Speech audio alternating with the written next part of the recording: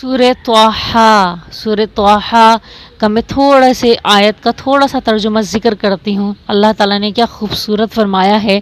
اللہ تعالیٰ نے ارشاد فرمایا ہے، بے شک میں ہی اللہ ہوں، اللہ اکبر، اننی انا اللہ، یہ بے شک میں ہی اللہ ہوں، میرے سوا کوئی معبود نہیں، پس تم اے موسیٰ میری ہی عبادت کیا کرو اور میری ہی یاد کے لیے نماز پڑھا کرو، بلا شبہ قیامت آنے والی ہے، میں اس کو پوشیدہ رکھنا چاہتا ہوں تاکہ ہر شخص کو اس کے کیے کا بدلہ مل جائے۔ اللہ اکبر۔